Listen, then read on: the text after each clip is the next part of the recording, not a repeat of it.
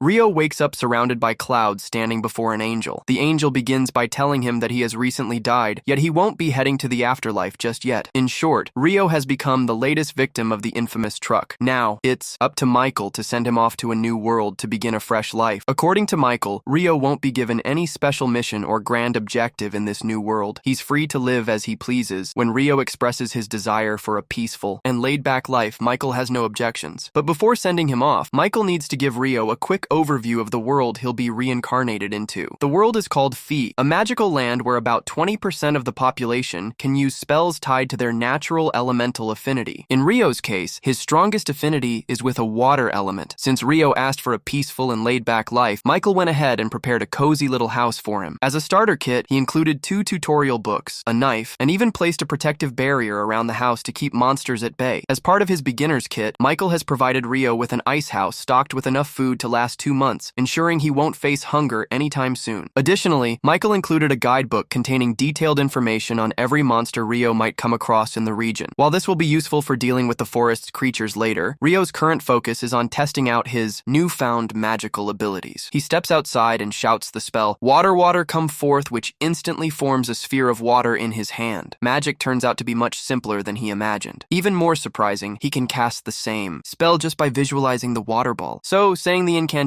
isn't actually required. Now that he's confirmed he can use magic, he heads straight to the bathhouse and begins filling the tub with water. However, he quickly notices a problem. He only knows how to produce water, and there's no way he's going to enjoy a bath that isn't hot. So he goes outside and tries to build a fire to heat the water manually. The only issue is he has no clue how to start a fire this way. After a while, he gives up and lies on his back in defeat. But as he stares up at the sun, an idea hits him. Rio grabs a basin, fills it with water, and begins focusing on it, trying to compress it while drawing out the heat. Slowly, ice starts to form. With a bit more effort and practice, he manages to shape the ice into a makeshift magnifying glass. Using it, he harnesses the sunlight to start a fire. With the fire finally going, he heats up his bath, which was filled with ice water. By the end of his first day, he's finally able to unwind and enjoy a proper soak. Now that he's mastered making ice, Rio realizes the opposite should also be possible. If he can remove heat to freeze water, he should be able to add heat to create warm water. This becomes his next goal, something he'll need to practice in the coming days. The following morning, as Rio eats breakfast, he starts to think. With only 2 months' supply of food from Michael, he knows he'll need to hunt soon to restock. But he doubts a mere knife will be enough to fend off the forest monsters. So, he resolves to begin practicing his attack magic. His first attempt is launching a water ball at a tree, and it works exactly as he imagined. But a small splash of water won't do much in a real fight. He remembers a way to increase the water's force, so he gathers another ball, this time compressing the water into a focused point for more pressure. The idea is sound, but his control isn't strong enough yet. His water jet barely has more power than a toy water gun. Rio recalls something Michael mentioned before his reincarnation. Magic relies heavily on imagination. The clearer the image in his mind, the better the result, and he just needs to keep refining it through practice. After several days of non-stop training, Rio's water jets are starting to take shape and look decent. However, they're still far from powerful enough to take down a monster. Rio has also figured out how to produce hot water, allowing him to enjoy warm baths whenever he likes. However, he's still working on fine-tuning the temperature as his control isn't quite perfect yet. The next morning, he decides to practice his ice magic once more. This time, he attempts to conjure ice directly from the air, though it's difficult and takes nearly 3 minutes to form. He finally succeeds in creating ice out of nothing. However, unlike water, he struggles to launch it with the same ease. Combat training hasn't been going too well so far. None of the spells Rio has come up with have had much impact. Still, he spends the next few hours pushing himself, practicing non-stop until he finally collapses from mana depletion. Figuring he's reached his limit for the day, he calls it quits. But the very next morning, as soon as his mana is fully restored, he jumps right back into training. This routine becomes Rio's daily life over the next few weeks. Thanks to all his hard work, he can now create ice instantly, making it a reliable offensive spell. With his new set of attack magic finally ready, and his food supply starting to run out, Rio ventures into the forest for the first time to begin hunting. He quickly notices a set of animal tracks and decides to follow them, which leads him to a nearby river. While exploring the area, he comes across some quartz by the riverside, something he can use to start fires by striking it against the edge of his sword. He also takes the opportunity to collect some detox herbs just in case he needs them later. But suddenly, a deep growl rumbles from behind him. When he turns around, he finds himself face to face with a lesser boar, and he freezes in place. The boar charges at Rio, but this is his first life or death battle, so he panics. At the last possible second, he snaps to his senses and leaps sideways, barely dodging the beast's rush. However, the boar isn't finished. It turns, ready to attack again. Luckily, Rio's mind clears just in time. As the boar charges toward him, he swiftly creates an icy path beneath its hooves, causing it to slip. Without wasting a moment, he summons several sharp ice spikes directly in the boar's path, stabbing it and killing it instantly. After butchering the boar, Rio pulls out the monster guidebook to learn more about it. According to the book, the lesser boar is actually the weakest monster found in that forest. The guide itself is clearly intended for beginners, so most of the listed creatures are fairly simple. However, toward the end of the book, Rio notices two additional pages that stand out. They look like they might contain something important. One of the pages describes dragons, immensely powerful creatures capable of wiping out entire cities by themselves. The guide strongly advises fleeing immediately if he ever comes across one, as fighting it would be hopeless. That said, outrunning a dragon isn't likely either, so running into one is game over. Another page mentions mysterious beings called Akuma, apparently a type of fallen angel. However, the book offers very little information about them. The book's only advice is simple. If you ever encounter one, you're as good as dead. The following day, Rio heads out to hunt again. But while his guard is down, a giant assassin hawk swoops down from above and launches a surprise attack. The creature uses wind magic to slice through its prey with razor-sharp slashes. Rio has no choice but to run quickly, summoning ice shields to block the incoming blades of wind. He knows hawks are extremely dangerous opponents and would rather avoid a fight, but escaping isn't an option. That means his only choice now is to stand his ground and fight back. He lifts his hand and launches a stream of water jets, but the hawk skillfully evades the attack and dives at him using wind magic to strike. Rio, however, reacts just in time, forming an ice shield that cuts the hawk across the eye and sends it crashing into the ground. Moments later, the hawk regains consciousness. Though it has permanently lost one eye, it takes to the skies to retreat. But before disappearing, it locks eyes with Rio one last time, etching his face into memory because now it's personal. Rio lets out a sigh of relief, grateful to have made it out alive.